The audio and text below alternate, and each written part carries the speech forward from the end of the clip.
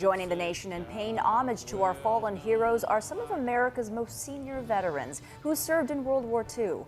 Our Danny New has more. On a decommissioned aircraft carrier turned museum in New York City's Hudson River, I was on an attack transport ship.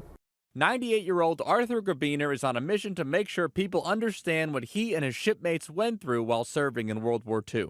I figure it's a duty that I owe this generation.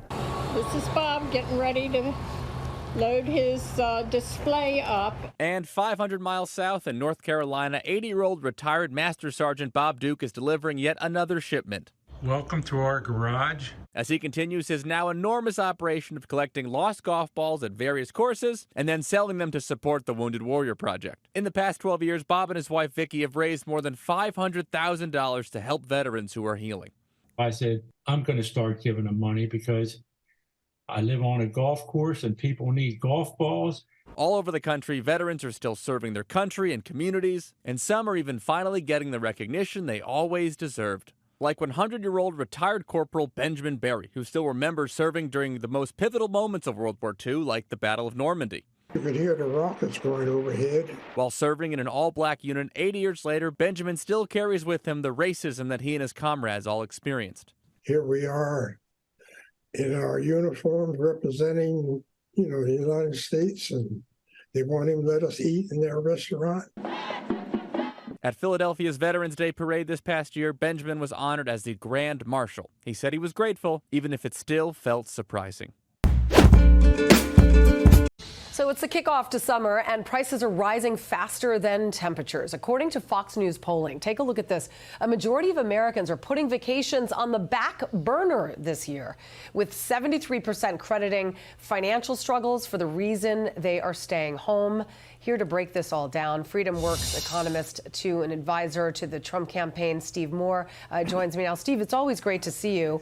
I wish you had better news. I mean, today, though, was a record-hitting day as far as people traveling. Is that correct?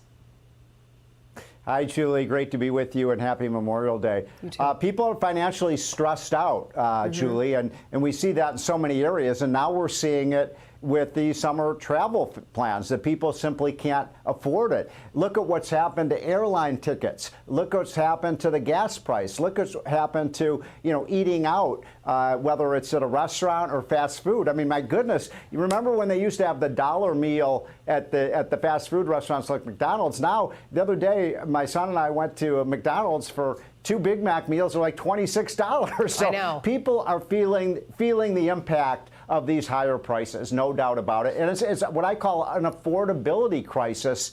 And unfortunately, a lot of people will have to cancel their summer vacation plans just because they cannot afford it. Yeah, no, on average, people are making thousands of dollars less, a couple $1,000s at least for the average American in their salaries, but That's their right. gas prices are still going up. The food prices are still going up. Like you just mentioned, a lot of communities who may not have the money to go to fine dining are ending up at fast food restaurants where they typically, remember the dollar menu? Whatever happened to that? I mean, this is Biden's Exactly. supersized fast food prices. A medium Right. French fries.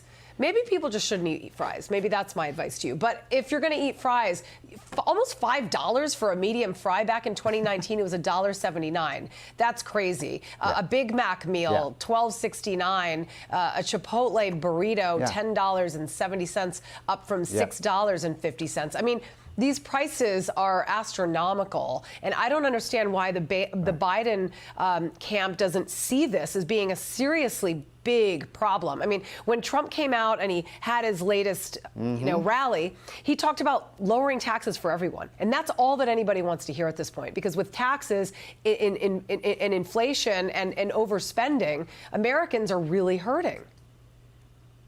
So I want to connect the dots for people, because everyone knows they're feeling financially stressed out and are feeling the impact of those prices you were just talking about, Julie.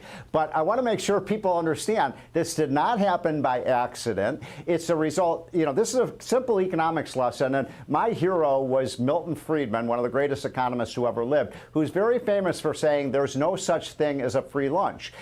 Biden came into office, spent $3 to $4 trillion we didn't have. How did he pay for it? He printed the money, flooded the economy with these cheap dollars. And that's the reason, folks, every time you go to the gas pump, every time you go to the grocery store, every time you pay your rent or utility bill, you're essentially paying, and you use the word tax. You're right, this is like a tax on the American consumer. Yeah. So when Biden says, I haven't raised tax on anybody who makes less than $400,000, everybody, no matter what your income is, you're paying this tax. And it's causing real hardship. Yeah. All right. Well, Steve Moore, thank you very much for talking to us, and just fingers crossed that people get through this summer.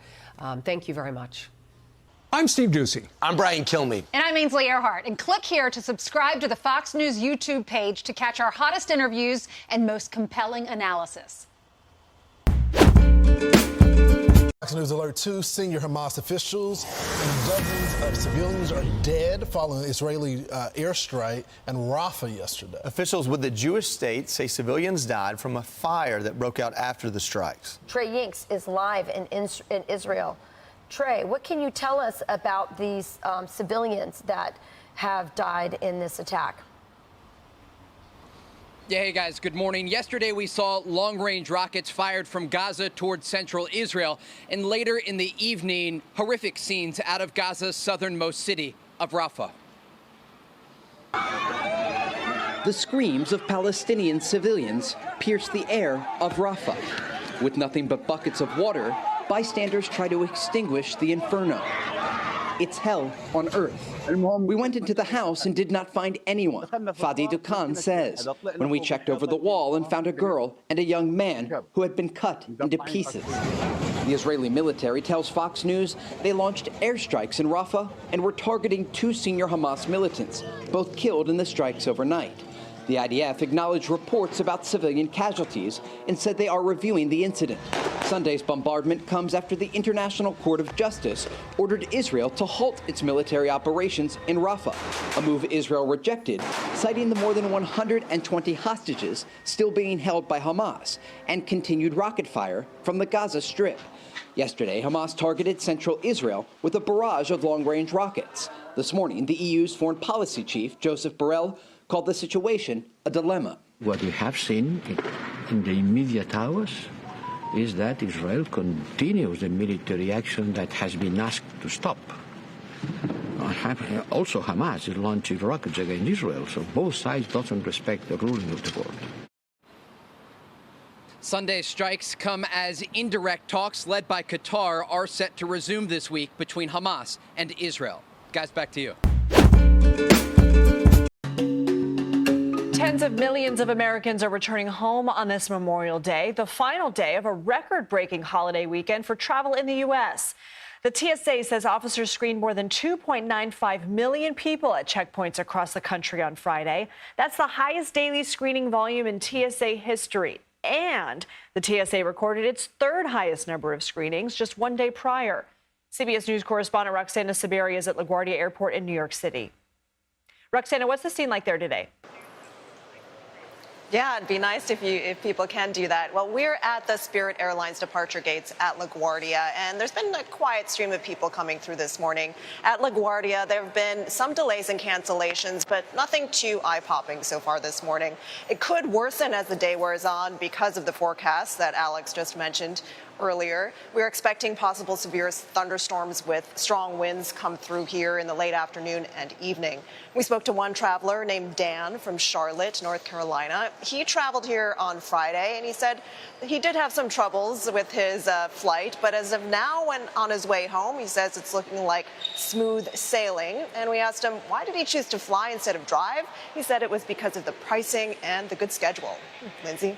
So we mentioned Thursday and Friday were really two of the busiest days for air travel in the history of TSA tracking. What factors are driving so many Americans to fly this holiday weekend?